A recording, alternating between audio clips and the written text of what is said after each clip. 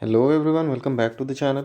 और एक बहुत सैड न्यूज़ आज निकल के आई है कि टर्की, जिसको हम लोग हिस्ट्री में पढ़ते हैं ओटोमन एम्पायर नाम से भी, तो टर्की में एक बहुत मैसिव अर्थक्वेक आया है। अर्थक्वेक सबको पता ही है, भूकंप की बात कर रहे हैं हम लोग। और ये जो अर्थक्वेक था, कहा जा रहा है कि ये 7.8 मैग्नीट्यूड का है। तो बात करेंगे कि ये क्या है 7.8, हम इसको क्यों कह रहे हैं। इसके अलावा जो अर्थक्वेक है इससे रिलेटेड बाकी सारी चीज़ों को भी जानने की कोशिश करेंगे। फ़िलहाल तो टर्की में जो लोग इससे हिट हुए हैं, लगभग अभी तो जो डेटा आ रहा है उसमें 1700-1800 लोगों की ने जान गंवा दी है अपनी। फिर बात करेंगे हम लोग कि अर्थक्वेक होते क्या हैं, क्यों आते हैं, किन एरियाज़ में ज़्यादा अर्थक्वेक आने की चांसेस होते हैं। और ये सभी के लिए काफ़ी ज़्यादा इंपॉर्टेंट है, इसमें कोई एक पर्टिकुलर क्लास इन्वॉल्व नहीं है। क्लास 6, 7, 8, 9 हम लोग ऐसा कुछ नहीं कह सकते। ये एक जनरल नॉलेज होनी चाहिए सभी लोगों के लिए। आई होप आप लोगों को इससे बहुत कुछ सीखने को मिलेगा। तो थोड़ा सा हम लोग देख लेते हैं कि एक्चुअली अर्थक्वेक होता क्या है। उसके बाद से इससे रिलेटेड बाकी टर्म्स पे हम लोग बात करेंगे। तो आ गए हम लोग एनसीईआरटी वाले पेज पे। तो एक्चुअली देखो, एनसीईआरटी के अकॉर्डिंग अकॉर्डिंग क्या है कि an earthquake is a sudden shaking और trembling of the earth which last for a very short time. It is caused by a disturbance deep inside the earth crust. तो simply earthquake होता क्या है, यहाँ पर अर्थ क्रस्ट की बात कर रहे हैं।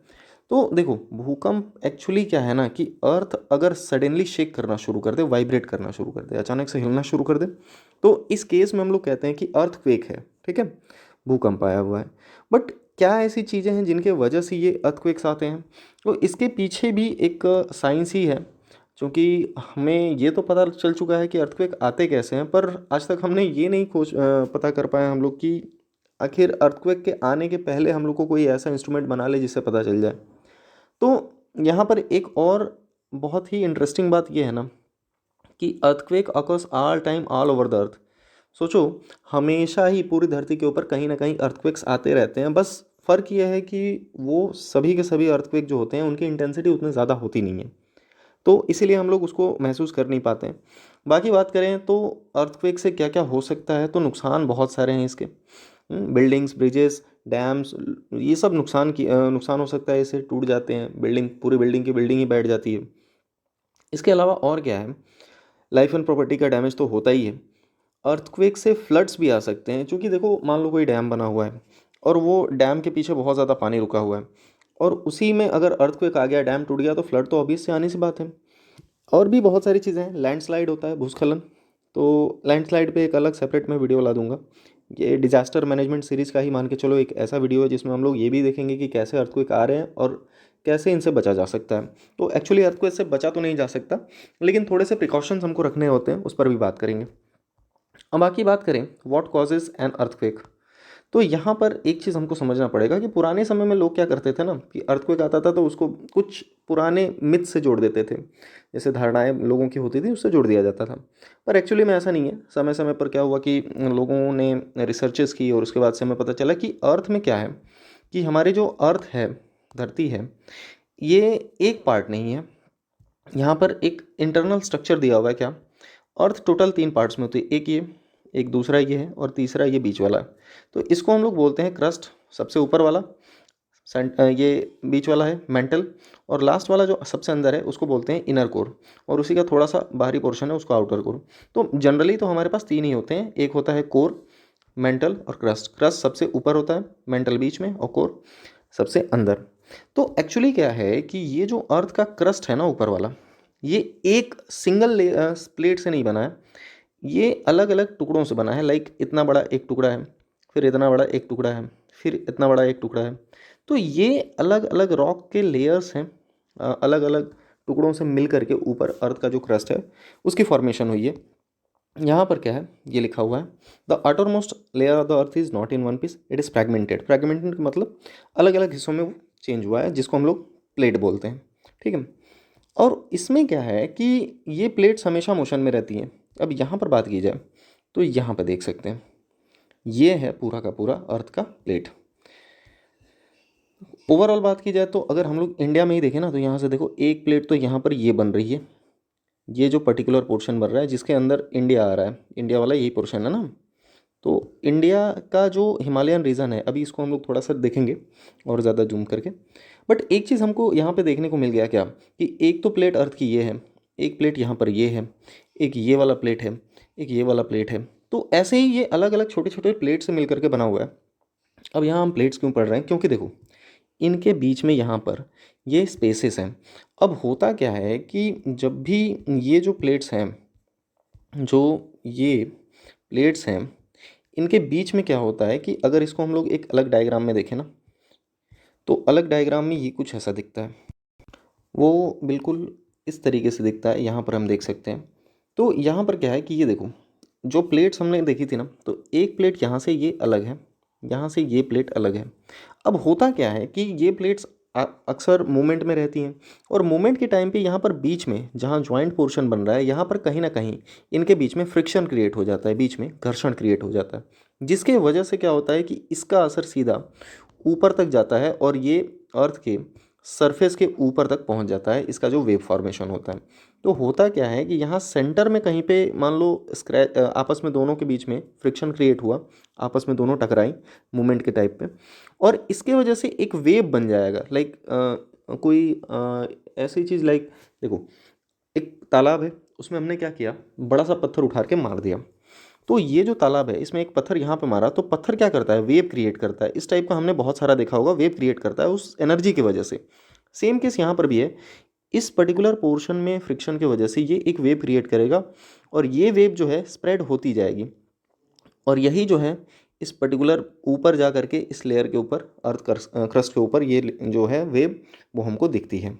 तो वही हम लोग अर्थक्वेक उसको समझते हैं।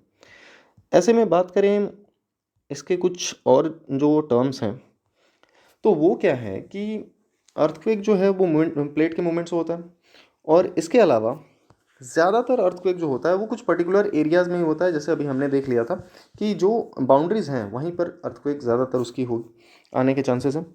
इंडिया में बात करें जनरली, तो इंडिया में एक प्लेट है अपने पास, यहाँ पर हम लोग बात करते हैं। देखो इंडिया जो था ना, ये पहले एशियन प्लेट का पार्ट नहीं था, ऊपर जो चाइना वगैरह है, तो यहाँ से ये जो पूरा का पूरा पोर्शन है, ये थोड़ा ज़्यादा बन गया, लाइक यहाँ से ये पूरा पोर्शन, ये अलग से एक पोर्शन था। गोंडवाना लैंड वाली बात कभी पढ़ा, देखते हैं उसको, अगर टाइम मिलता है तो डिस्कस कर लेंगे। ये एक अलग पार्ट था। तो ये नीचे का अलग एक प्लेट ही है पूरा का पूरा, ऊपर का एक अलग प्लेट है, ये यूरेशियन प्लेट कहलाता है, यूरेशियन प्लेट। और ये जो है इंडियन कॉन्टिनेंटल प्लेट है, इंडियन सब कॉन्टिनेंट। तो यहाँ पर क्या है ना, दो प्लेट्स यहाँ पर ज्वाइंट हो रहे हैं, और इसीलिए ये जो एरिया बनता है, ये एरिया भी काफ़ी ज़्यादा अर्थक्वेक प्रोन एरिया बन जाता है। इस एरिया में भी अर्थक्वेक आने के चांसेस सबसे ज़्यादा होते हैं। दूसरी चीज़, अगर इसको थोड़ा सा ऐसे प्रोड्यूस करें, तो इधर गुजरात है, और गुजरात का ये मान के चलो इस टाइप से है, ऐसे। तो गुजरात वाले एरिया में भी हम लोग बात करें ना, तो ये वाला यहाँ तक आता है, पूरा का पूरा पाकिस्तान का बॉर्डर यहाँ तक लगता है। तो गुजरात का ये रन ऑफ कच्छ वाला एरिया जो है, ये भी काफ़ी ज़्यादा अर्थक्वेक प्रोन है। बाकी थोड़ा सा यहाँ नीचे वाले एरियाज़ में भी अर्थक्वेक आने के चांसेस ज़्यादा होते हैं। इसके अलावा मतलब इंडिया में बात करें तो सबसे ज़्यादा अर्थक्वेक तो गुजरात के आसपास ही आते हैं। गुजरात में एक जो अर्थक्वेक आया था वो हमारे 26 जनवरी के दिन ही आया था, उस समय काफ़ी ज़्यादा डैमेज हुआ था देश को। अब बात कर लें कुछ और चीज़ों की, तो अर्थक्वेक से रिलेटेड कुछ टर्म्स को हमें पढ़ना है, उनको देख लेते हैं एक बार। तो जब भी क्या होता है कि जब भी अर्थक्वेक आता है, कभी भी भूकंप आता है, तो हम लोग को न्यूज़ वगैरह में एक चीज़ बहुत ज़्यादा कॉमन सुनाई देता है, वो है कि रेक्टर स्केल। अब रेक्टर स्केल की स्पेलिंग जो है वो रिचर स्केल होती है। ये एक कह सकते हैं कि स्केल है। स्केल मतलब वो स्केल नहीं जो हम लोग अपने इंस्ट्रूमेंट बॉक्स में यूज़ करते हैं, वो नहीं।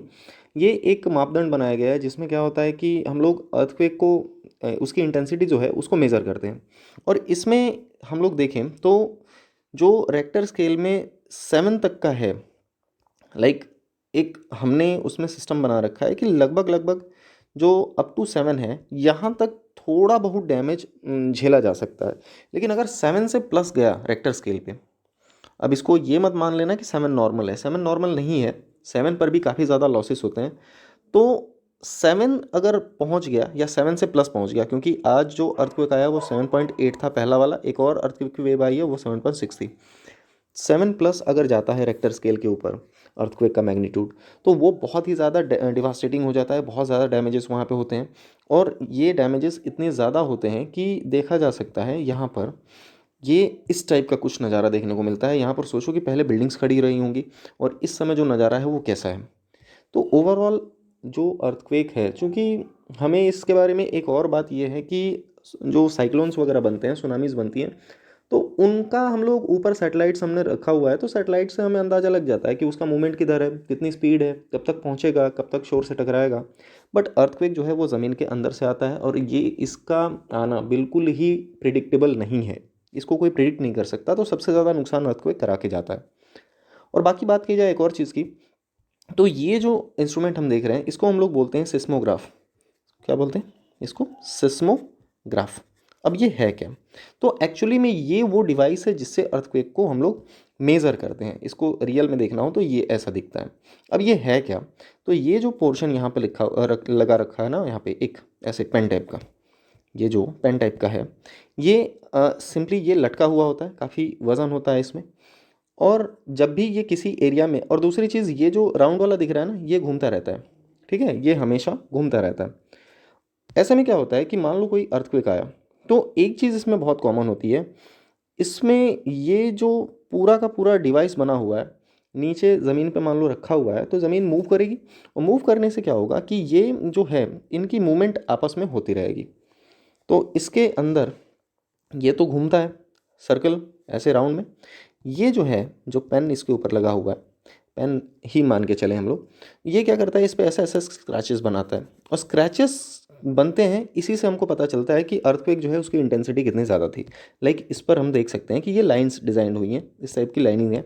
अब इसमें जितना ज़्यादा ये इसका जो कह सकते हैं कि एम्पलीट्यूड होगा, इसकी हाइट जितनी ज़्यादा हो रही है, लाइक अगर हम माने तो ये थोड़ा छोटा अर्थक्वेक है, लेकिन ये इतना ज़्यादा हो गया तो ये काफ़ी ज़्यादा मेजर अर्थक्वेक होगा।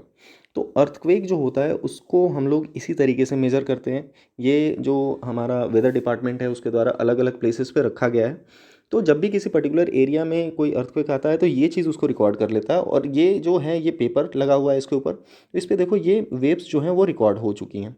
बाद में इसको स्टडी किया जाता है और इसके बाद से पता चलता है कि क्या हुआ था उसमें। तो एक चीज़ इसमें लास्ट में हम लोग ये डिस्कस करेंगे कि रेक्टर स्केल हमने देख लिया है। रेक्टर स्केल पे क्या है कि 7 से ऊपर अगर रेक्टर स्केल जाता है तो उस पर जो अर्थक्वेक होता है वो बहुत ज़्यादा डिवास्टेटिंग होता है। तो ये वो जो अर्थक्वेक का मैंने बताया था, जो वेव्स निकलती हैं, मान लो इस टाइप का, अगर यहाँ से ये दो, एक यहाँ से ये प्लेट है, एक इधर से प्लेट है, तो इसमें क्या हुआ कि जब मूवमेंट हुई दोनों के बीच में, तो यहाँ कहीं एक पॉइंट पे वाइब्रेशंस क्रिएट हो रही हैं, और उसके वजह से ये जो वेव्स दिख रही हैं ना, वेव्स क्रिएट होती हैं, और यही वेव्स बाहर जा करके डैमेज करती हैं। तो अब थोड़ी सी बात कर लें हम लोग कि इससे बचा कैसे जा सकता है। तो प्रोटेक्शन अगेंस्ट अर्थक्वेक में हम लोग थोड़ी ऐसे कुछ चीज़ों को जानने की कोशिश करेंगे। तो क्या है कि अर्थक्वेक से बचने के लिए एक तो आजकल की जो बिल्डिंग्स बनती हैं उसमें, बिल्डिंग बनाने में काफ़ी ज़्यादा हमको ध्यान देना पड़ेगा। जो वेल क्वालिफाइड आर्किटेक्ट्स हैं जिन्होंने अच्छे खासी इसके बारे में स्टडी कर रखी है, उनसे हमको बिल्डिंग्स के स्ट्रक्चर वगैरह बनवाने चाहिए, ताकि वो जो है अर्थक्वेक प्रूफ बना रहे। इसके अलावा कोशिश करनी चाहिए कि जो एरियाज़, अभी जो एरियाज़ मैंने मार्क किया था जहाँ पर ज़्यादा अर्थक्वेक आने के चांसेस होते हैं, तो उस टाइप के एरियाज़ में ज़्यादातर जो घर होते हैं उनको हल्का बनाया जाए।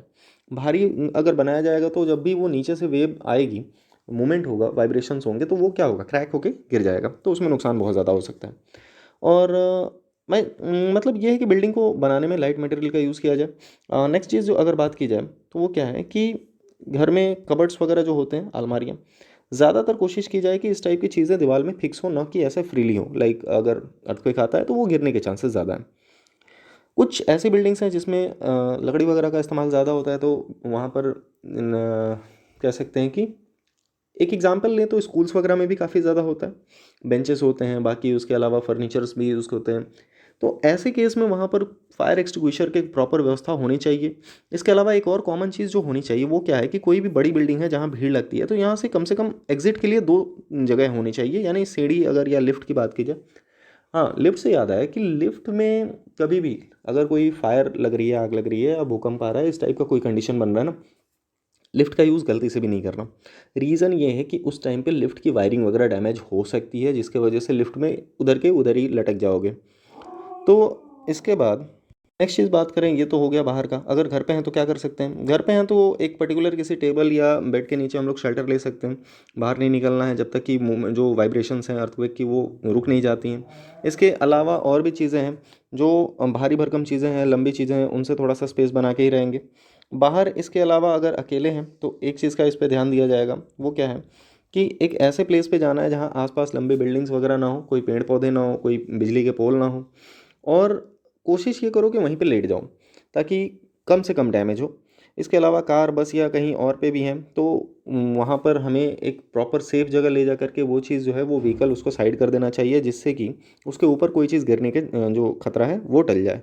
तो ओवरऑल ये था आज का लेक्चर। आई होप आपको पसंद आया होगा और काफ़ी कुछ सीखने को मिला होगा। आई होप सब कुछ ठीक ठाक ही जाए, क्योंकि टर्की में अभी तो हालत बहुत ज़्यादा ख़राब है। मिलते हैं नेक्स्ट लेक्चर में। Till then keep watching, keep learning. जय हिंद।